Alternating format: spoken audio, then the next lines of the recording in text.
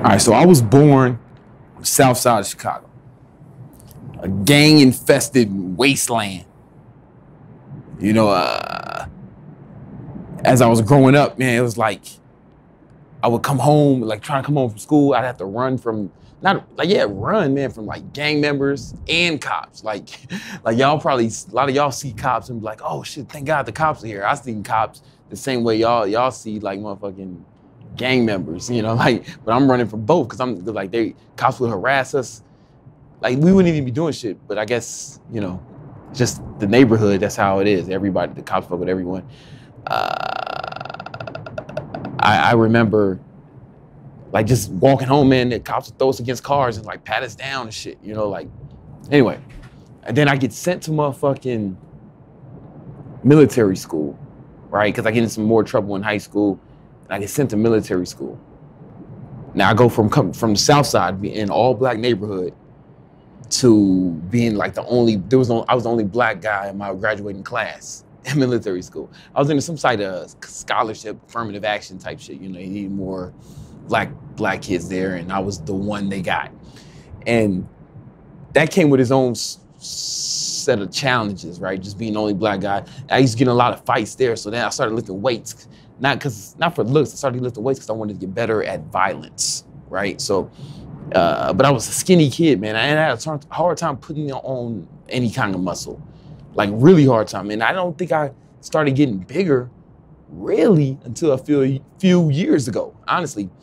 But anyway, I got this fight. I got a little bigger. I put on some size initially. But every day, you know, noob gains, and then motherfuckers stopped fucking with me. Then I go to college.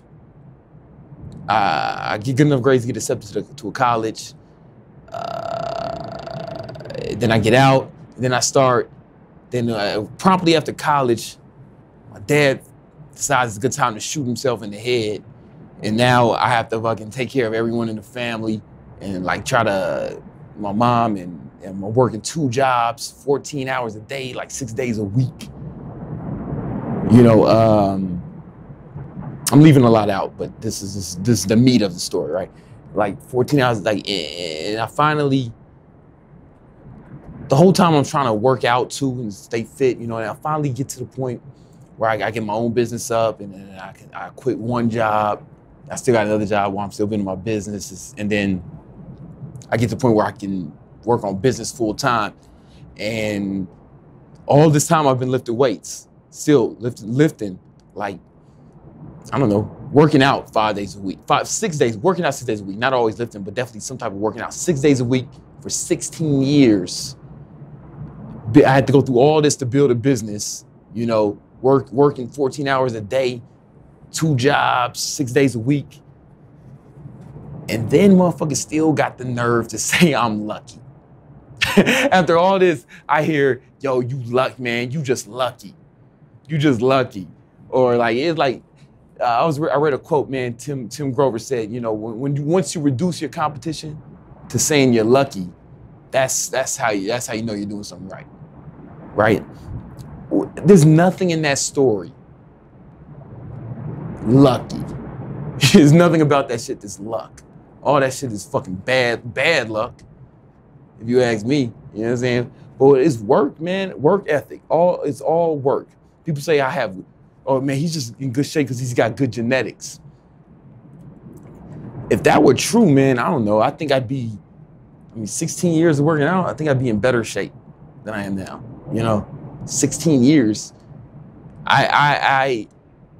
For the bulk, I really didn't start making any gains till I started writing down everything I ate, keeping a log of everything I ate, tracking every rep of every set, everything I put in my mouth, pause, how much I sleep every night, really focusing on that.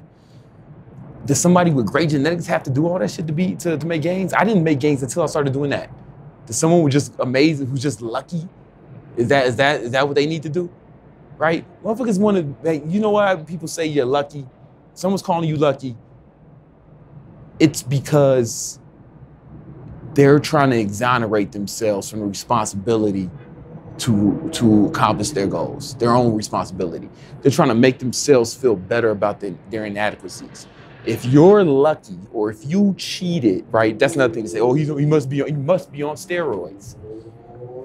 I'm 6'2", 190. If you think you need steroids to be 6'2" and 190, and you just don't know a lot about steroids or bodybuilding, you know, like it's totally within the realm of possibilities. In fact, it's not even that impressive. But anyway, when people say you're cheating or you're lucky, they're trying to make themselves feel better about their failures or inadequacies, right? Because if you're lucky, it gives them an excuse, right? But they're probably just not working hard on you. If I got great genetics or if I'm on steroids, you still not working as hard as me though, right? So if I have all these advantages and I'm cheating, shouldn't you be working at least as hard as me? Right? If somebody has just amazing genetics, but they're working out fucking 6 days a week, they're writing down everything they eat, keeping the log, shouldn't you, if you have inferior genetics, hypothetically, shouldn't you be working as hard as that motherfucker? At least as hard, you should be working twice as hard as that motherfucker, right? If it's easy for him, that means you have to work harder. So fucking work harder. Don't cry about the shit. You know what I'm saying? Now, the truth is, it's probably not easier for him. He's working hard. And if it is easier for him, he's still out working your goofy ass. If it is easy for me, I'm still out working your goofy ass. What do you guys say about that? I got all these advantages. Yeah, you heard my story. You heard how lucky I was, how I just skated through life. I got all these advantages. How come you not working as hard as me? How come I'm still working harder than your dumb ass? Fuck up, man. Everybody. But it's cool though. It's cool though. Talking shit about me or talking shit about someone else who's successful, it may make you feel better, but it's not gonna make you better. Right? You can't eat your complaints, right? You can't hang, you're not gonna get a trophy for your excuses. No one's impressed with the quality of your excuses. You're not gonna get any accolades because that person cheated or because that person's lucky, right? You can't go to the dealership and be like, yo, man, I want this Bentley, man. I really want this Bentley, but you gotta understand, Brandon Carter got good genetics. I know I can't afford this Bentley, man, but Brandon Carter got good genetics. So you should just give me this shit. No one gives a fuck. No one gives a fuck. That's the thing. No one gives a fuck. If you gotta work harder than me, then work harder than me. Right? What about my business? Oh man, it's not that I've read hundreds of books on business and marketing, did internships while I was in college, worked fucking, I told you 14 hours a day, man, build my shit on the side. Went to school for the shit. Still work, we still work 12, 14 hours a day, 6 days a week, my whole team. It's not that, we're just lucky. We're just lucky. We're just lucky. You should, if a motherfucker's lucky, you should be working harder than a lucky motherfucker. Right? If you're unlucky, you need to go twice as hard. The reality is, we're not lucky. And that's why we gotta go so hard. But whatever, man, like, listen, it'll make you feel better to talk shit about the next nigga, but it's not gonna make you better. It make you feel better, but it doesn't make you better.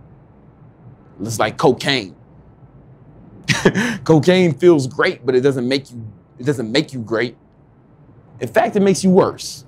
Because you get that instant gratification of being able to blame someone else for your inadequacies and failure and being a bitch. You get to blame someone else because for your bitch assness.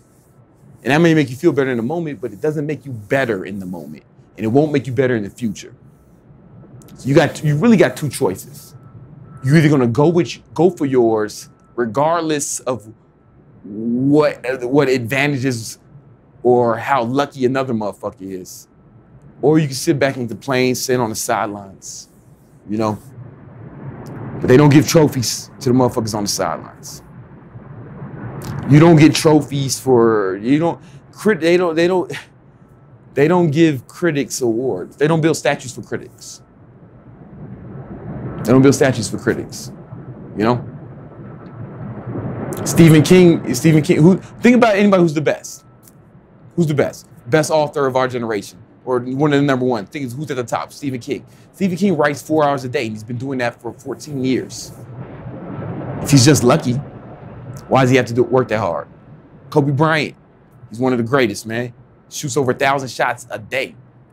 You probably don't do anything 1,000 times a day, except for run your goofy ass mouth.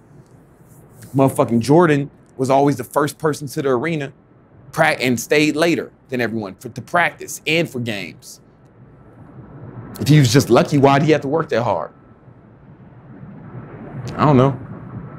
If he's lucky and you're not, shouldn't you be working at least as hard as him? Seems to me you should. But you know, listen, they don't build statues for shit talkers. They build statues for the great ones, man.